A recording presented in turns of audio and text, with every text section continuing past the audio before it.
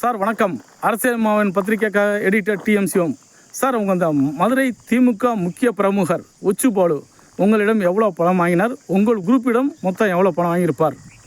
அதாவது சார், அவர் மொத்தமாக யார்ட்டையுமே ஒரே பேமெண்ட்டை யார்ட்டையும் வாங்க மாட்டார்.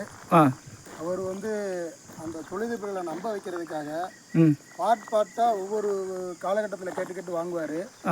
மொத்தமாக வாங்கினோம்னா நம்ப மாட்டாங்க அப்படின்றதுக்காக அவர் சிறிய தான் வாங்கினார். அந்த வகையில் டாக்டர் கணேஷ் பாபு 1,15,000 ரூபா கொடுத்துருந்தாரு. சரி. மாகாளி ஸ்பின்னிங் மில் ஆறுமுகம் அவர்கள் 6,81,000 ரூபா கொடுத்துருந்தாரு.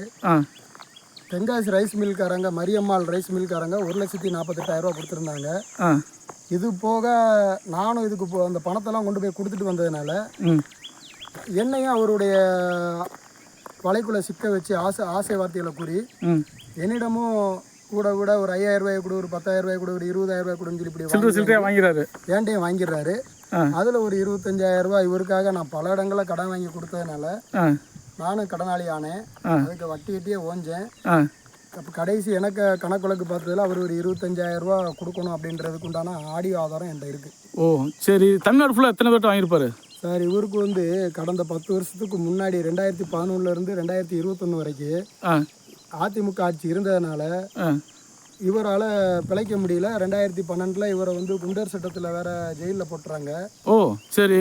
அதனால இவருக்கு வெளியில் வந்ததுக்கப்புறம் தொழில் செய்கிறதுக்கு வழி இல்லாமல் புரோக்கர்களை கையில் வச்சுக்கிட்டு தமிழ்நாடு, கேரளா, பாண்டிச்சேரி இந்த பகுதியில் உள்ளவங்களை பூரா இவருடைய நெட்வொர்க் டீமை வச்சு கடன் கொடுக்குறோன்னு சொல்லிட்டு ஏமாத்துறவன் அப்படின்ற மாதிரி.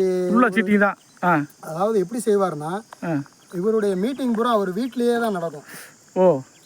அப்போ இந்த மாதிரி வீட்லேயே அவருடைய குடும்ப உறுப்பினர்களை வச்சு டீ கொடுக்குறது வைக்கிறது இந்த மாதிரி போது தொழிலதிபர் நம்பிடுவாங்க. இதில் ஒரு பெரிய ஹைலைட்டான விஷயம் என்னன்னா, கேரளா பகுதியில் உள்ள வயநாடு பகுதியில் உள்ள ஒரே ஒரு தொழிலதிபருக்கு 500 கோடி ரூபா கடன் கொடுக்குறேன், 1 கோடி ரூபா சொலையை அடிச்சுட்டு வந்தேன்றத பெருமையாண்ட சொல்லிக்கிட்டே இருப்பாரு. அதனால நீ அப்போ உசராகலையா சார்? நாங்கள் 500 கோடி ரூபா கடன் கேட்கும்போது அது 1 மாதம் இன்ட்ரெஸ்ட் கொடுக்கணும், அதுக்கு டாக்குமெண்டேஷன் செலவு, அது லீகல் செலவு, போக்குவரத்து செலவு அப்படின்ற மாதிரி சொல்லும்போது, அப்போ பெரிய தொகை கடன் கேட்கும்போது முன்னக்கூடியே இவ்வளோ கொடுத்தாதான் யாரும் பண்ணுவாங்க. அதில் ஒரு வார்த்தை என்ன சொல்லிடுவாருன்னா, ஒன்றுமில்லாதவனுக்கு கடன் கொடுத்தா நாளைக்கு எப்படி வட்டியாவது வரும், அதனால இந்த சின்ன செலவுகளை கூட செய்ய முடியுமா இல்லையான்னு சொல்லி நாங்கள் இதை பரிசோதனை பண்ணி பார்ப்போம் அப்படின்ற மாதிரி ஒரு போர்டு போட்டுறாரு. இதுக்கு அவங்களுடைய அந்த புரோக்கர்களும் பக்கவாத்தியம் ஊதுவாங்க சார். ஓ ஜால்ட் அடிக்கிறது. ஆமாம் சார். சரி.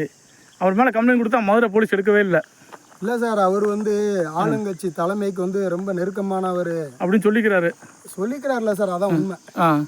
ஏன்னா நான் இன்னும் 2021 இப்போ வரைக்கும் புகார் மனு போட்டுட்டேன் சார். என்ன சார் நடவடிக்கை எடுத்தாங்க? ஓ. அப்போ தலைமைக்கு எவ்வளோ நெருக்கமானவருங்கிறத நீங்கள் இதை புரிஞ்சுக்கலாம் சார். ஓ சரி. ரெண்டாவது, அந்த பகுதியில் உள்ள ஒரு எம்எல்ஏ, முக்கியமான ஒரு இவரை வளர்த்து விட்ட எம்எல்ஏக்கு இவர் வலதுகரமாக செயல்பட்டு இருக்கிறதுனால அவங்க ஆட்சியில் அவங்க மேலே புகார் கொடுத்தா எப்படி நாங்கள் நடவடிக்கை எடுக்கிறது அப்படின்ற அளவில் தான் சார் கரிமேடு போலீஸ் ஸ்டேஷனும் செயல்பட்டாங்க. ஓ ஓகே.